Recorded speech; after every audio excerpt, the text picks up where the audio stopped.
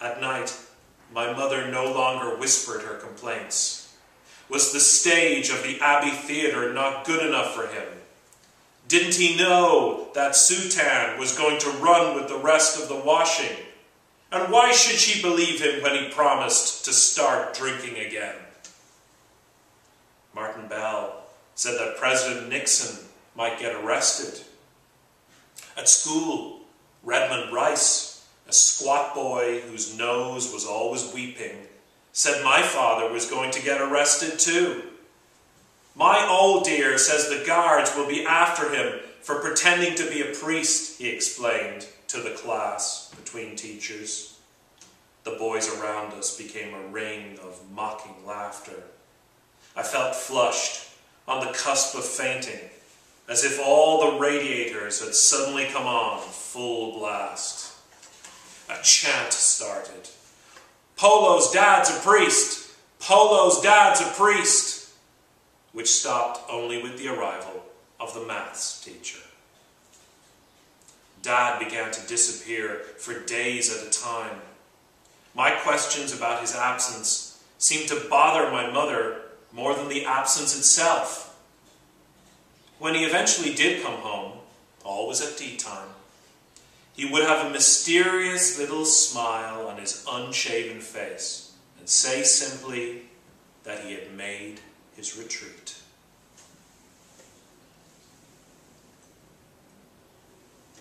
Sometimes, Mum could get the family car, a rusty Vauxhall Viva, to run again, and then after school, I didn't have to wait for the bus.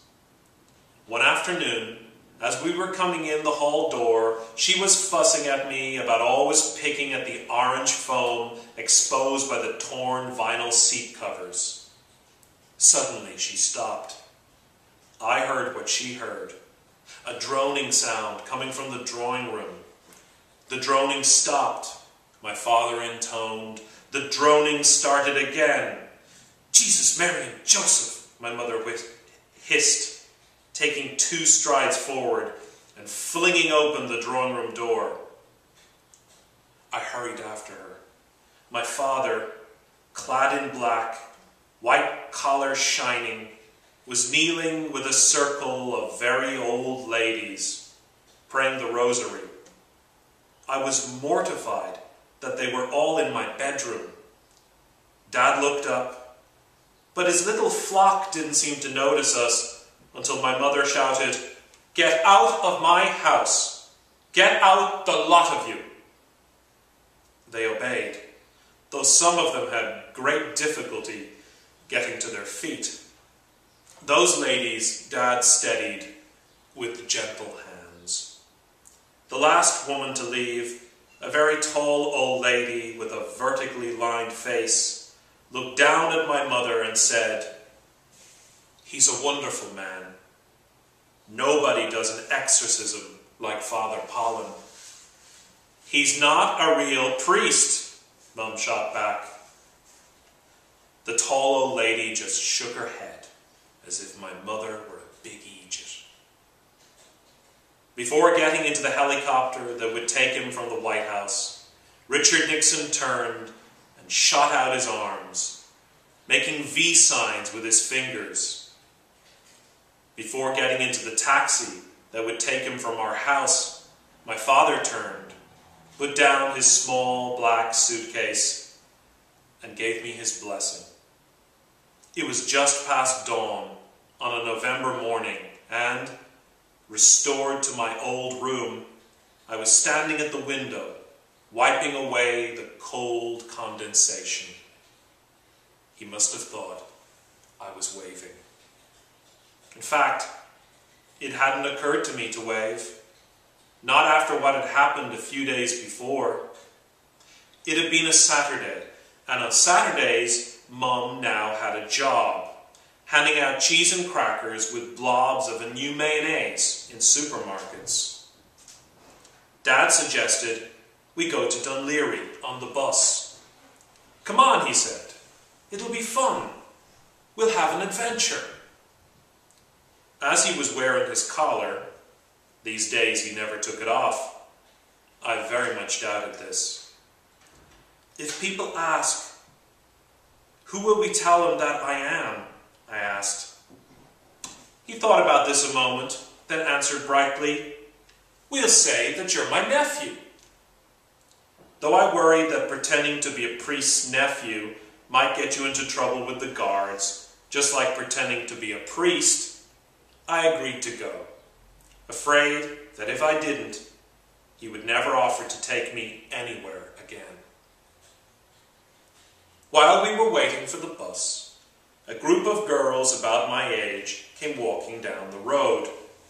I thought they were going to start giggling when they saw me with this priest who was really my dad. But instead, they stopped their chatter and passed by with a flurry of, hello, fathers, to which he replied with a serene, hello, children. For a moment, I was proud of him again. When we got to Dunleary, he bought me a 99 and we began to walk the pier. It felt funny to be eating ice cream in winter, but at least it didn't melt. When we reached the bandstand, Dad stopped and put his gloved hands on my shoulders. Milo, he said, I have to tell you, in a few days I'll be going away for good. I felt panic grab hold of me.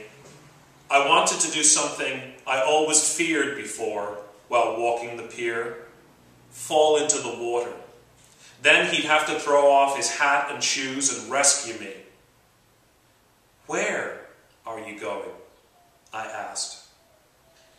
He closed his eyes, opened them again. I'm going on the missions. On the missions? It sounded dangerous, exciting. Can I come with you? He looked over towards Sandy Cove, then back at me. I'm sorry, Milo. This is something for me alone. But why do you have to go? I asked and thought maybe it would be better if he fell into the water. The question, shockingly, made him smile. Because I've been called. By who? He tilted me back just a little and said, who do you think? When I didn't answer, he nodded, someday you'll understand all this when you hear your own calling. As he took his hands off my shoulders, I was shaking my head, no, no, no. Turning to walk on, he said, you'll be better off without me. He was right. We were better off without him. And I am furious still that he left.